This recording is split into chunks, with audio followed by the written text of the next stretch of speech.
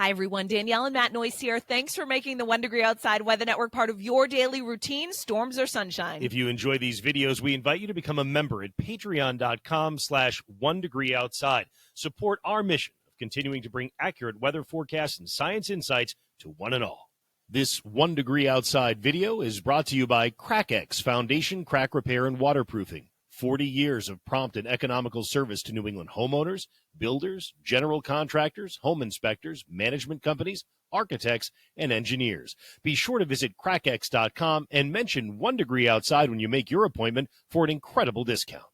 Monday Insights. Hi, everyone. Meteorologist Danielle Noyes here for the 1 Degree Outside Weather Network. Pretty impactful storm moving across the country these next couple of days. It will have an impact on our weather as well. So here's what we're going to cover. Significant melting this week. Cold today, yes, but we get a warm up on the way. Rain Wednesday into Thursday. We'll time that out. The combination of those two things, the melting, the rain, will result in some river rises and ice movement, particularly in central and northern New England. Kind of classic spring, right? And I'm not anticipating widespread flooding, but there may be some localized flooding potential. We'll talk more about that too. Jet stream forecast, jet stream, river of air, high in the sky. Steers our storms, also kind of acts like a thermostat. We've got a dip in the jet stream that's coming into the desert southwest today. Storminess over the Intermountain West will eject over the next 24 hours and slide through the central United States. Grab some moisture and some warmth from the Gulf and the Atlantic. Where's the jet stream on Wednesday into Thursday? Right over the northeast. So the eastern seaboard sees this sweep through from west to east, and then the jet stream picks up speed, but notice its position as we head into Friday and Saturday, down to our south through the mid-Atlantic.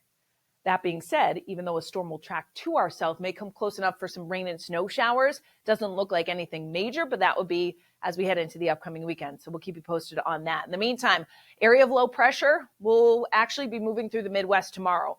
Heavy rain, areas of severe weather on the south side, snow on the northwest side that will expand in coverage from Tuesday night into Wednesday. Notice the rain up and down the eastern seaboard going to be kind of a mess travel-wise, both in the air and on the ground. Area of high pressure builds into the central plains behind it, and that all sweeps through New England Wednesday into early Thursday. Snow on the backside gets enhanced as that colder air comes back. Next storm with significant snow in the Intermountain West Wednesday night into Thursday, and that will spread east, and that's the storm that will track south of us as we head into the Friday and Saturday time frame, with the threat, at least, for a little bit of unsettled weather this weekend. So I want to show you predicted snowfall first the next 2 days, so 48 hours, measuring it in feet across portions of the Rockies. Blizzard conditions for northeast Colorado, northwest Kansas, and Nebraska here, with areas of snow that extend up into the Midwest from Minneapolis and then back up near Detroit, several inches of snow that will come down. Rainfall is going to be substantial too. All the green areas, we're talking about widespread 1 to 2 inch rainfall amounts, with some of these yellows you see popping up here in deeper greens, maybe 2 to 3 inches localized. I wouldn't be surprised if there are some higher amounts too. And that extends all the way from the central plains and then into the Carolinas and portions of the mid-Atlantic too. So there's a lot of moisture and energy with this system. What does it mean for severe weather? Well, there's a big area tomorrow that will have isolated to scattered severe storms. The areas in orange, so extending from Little Rock, Arkansas, and then back down near Jackson, Mississippi, near Baton Rouge as well. That's the highest risk of picking up some of the severe weather. Think flash flooding, think some hail, some damaging wind gusts, isolated tornadoes too. And then on Wednesday, that threat is going to shift east. It won't be as widespread, but there will likely still be isolated to a few severe thunderstorms all the way from portions of Georgia near Savannah, and then back up through much of South Carolina, central and eastern North Carolina, and then into the mid-Atlantic too. A sign of, again, the amount of moisture with this system. What does it mean for us here in the Northeast? Well, it's a quiet but cold day today. Our Tuesday features increasing clouds, a sign of the warmer air coming in, and will actually spark some light snow showers right along the Canadian border tomorrow that may mix with some raindrops. And we'll talk about how much snow will fall in those areas coming up in a second. Wednesday, I actually think will be mainly dry for far southeastern New England.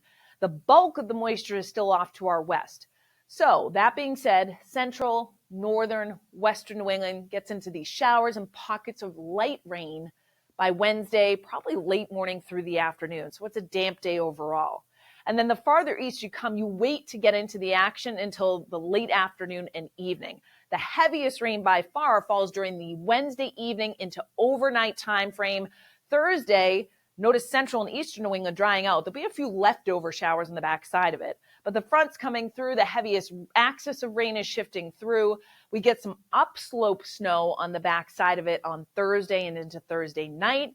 But it's a generally quieter but cooler stretch as we head into the end of the week. So this is kind of the only event that will have an impact here over the next several days. How much rain?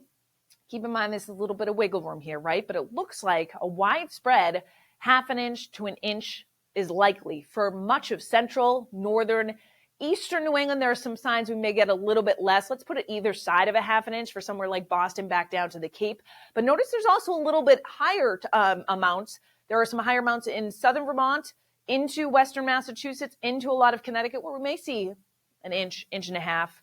A few locally higher amounts in northern New England as well. So you combine that with the melting, and that's why we're concerned with some localized flooding that may occur. Again, nothing widespread, but we'll keep you posted on that.